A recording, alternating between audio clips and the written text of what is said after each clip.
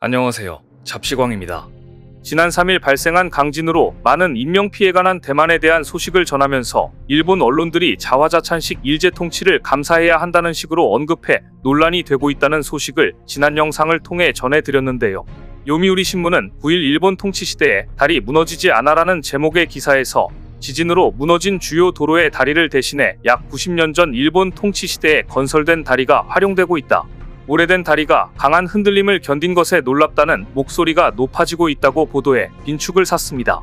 지난 9일이면 3일에 발생한 지진으로 인해 여전히 대만에서는 구조작업을 진행하며 한 명의 실종자라도 더 살리기 위해서 다급한 상황이었습니다.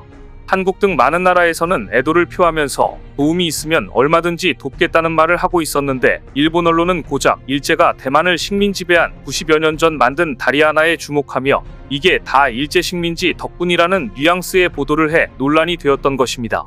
특히 요미우리는 이 다리의 존재에 대만인들이 감사해야 하고 있다면서 생각지도 못한 형태로 오래된 다리가 재이용되자 SNS에서는 일본이 탄탄한 인프라를 남겨주어 감사하다는 등의 목소리가 있다고 황당한 자화자찬하기에 바빴습니다. 그러면서 이 다리뿐만 아니라 일제의 대만 통치 시기에 만든 건축물이 지금도 대만 곳곳에 남아 음식점, 관광지 등으로 활용되고 있다는 점도 언급했습니다.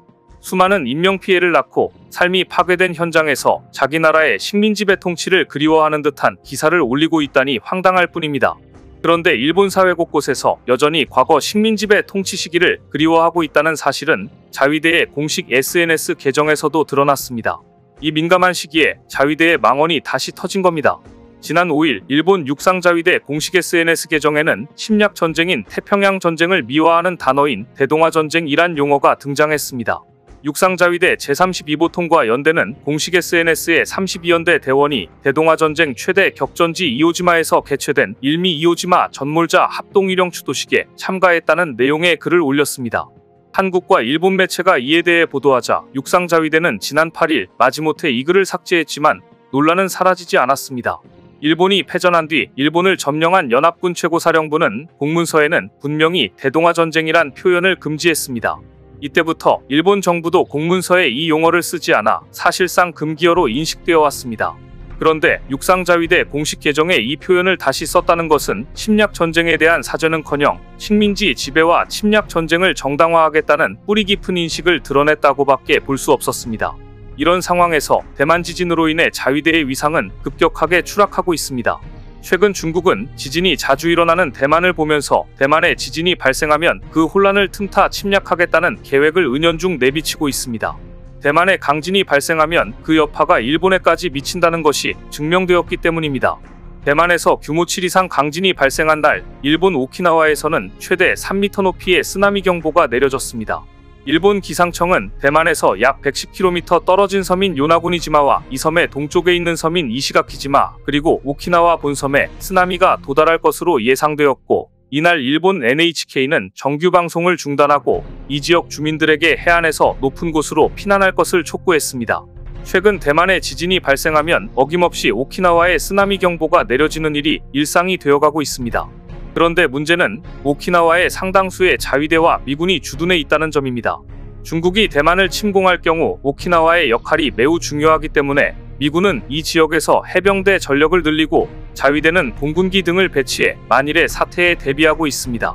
미국은 일본 오키나와에 2,000명 규모의 해병연합연대를 창설할 계획입니다. 특히 유사시 일본 난세이 제도에 즉시 투입할 수 있는 전력을 배치할 계획이라고 밝혔는데요. 난세이 제도는 중국군의 미사일 사정거리 안에 포함되는 지역이며 유사시 해상과 공중에서 중국의 침공을 받을 수 있는 지역입니다. 난세이 제도 서쪽 끝에 있는 요나구니 섬은 대만에서 불과 100km 정도 떨어져 있습니다.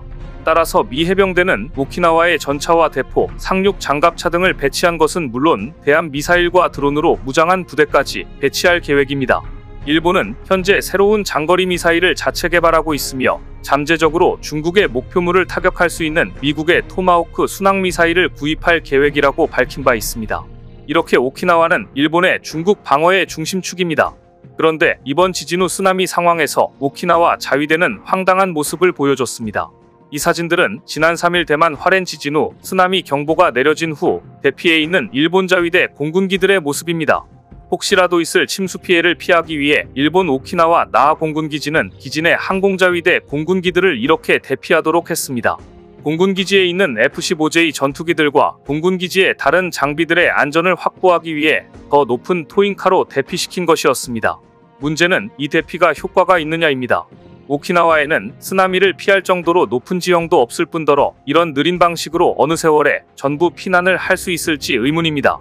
만약 대만에 강진이 발생하고 오키나와에 쓰나미가 몰아칠 경우 중요한 공군기가 물에 치명적 손상을 입을 가능성을 배제하기 어렵습니다. 문제가 되자 일본은 부랴부랴 공항과 항만을 지정하여 대비하겠다고 밝혔습니다.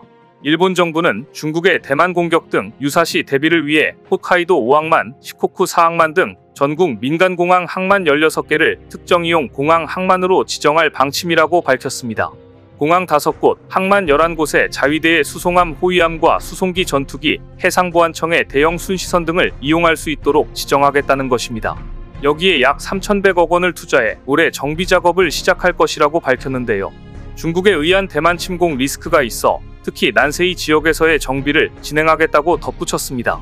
지정된 공항과 항만은 물류, 관광, 재해 시 활용할 수 있고 유사시 군사 거점으로 간주돼 공격 목표가 될 위험도 있습니다. 하지만 그동안 대만과 일본은 지진이 자주 발생했고 그때마다 쓰나미 때문에 공포에 떨었으면서 이제야 이런 투자를 시작한다니 그동안 뭘 하고 있었는지 모를 일입니다. 일본은 이런 발표를 통해 오히려 자신들의 허점만 인정한 꼴이 되고 말았습니다. 자위대의 처참한 실상과 허점을 알게 된 미군은 이례적으로 대만 유사시 한국군의 전력을 언급했습니다. 그만큼 오키나와 자위대를 믿을 수 없다는 뜻이었습니다. 이런 분위기를 반영하듯 최근 인도 태평양 지역의 미국 육군을 총괄하는 찰스 플린 태평양 육군사령관은 한국 언론과의 인터뷰에서 대만에 비상 상황이 발생할 경우 한국군이 동맹의 힘을 보여줬으면 한다면서 역할론을 직접적으로 언급했습니다. 찰스 플린 미 태평양 육군사령관은 한국 정부가 결정할 일이라는 단서를 달았지만 한국군의 참여를 기대한다는 취지의 발언을 했습니다. 그는 아버지가 과거 6.25 한국전쟁에 참전했고 뒤를 이어 한반도를 포함한 인도 태평양 지역을 3년간 관할하고 있다며 한국과의 인연도 소개하면서 한미동맹 자체가 중국에 맞선 균형추 역할을 한다고 강조했습니다. 그러면서 인도 태평양 지역에 중거리 미사일을 배치하겠다고 말했습니다. 배치될 미사일은 SM-6나 해상타격용 토마호크라는 것도 밝혔습니다. 배치 장소로 미군 기지가 있는 괌이 유력한 것으로 알려진 가운데 플린 사령관은 미국의 가장 중요한 동맹국인 한국과 일본의 합동훈련 필요성도 강조했는데요. 최근 미국에서는 중국이 5년 내 대만 침공 가능성이 높다고 보고 그에 따라 한미일 3국의 공조체제가 그 어느 때보다 중요하다는 뜻을 자주 피력하고 있습니다.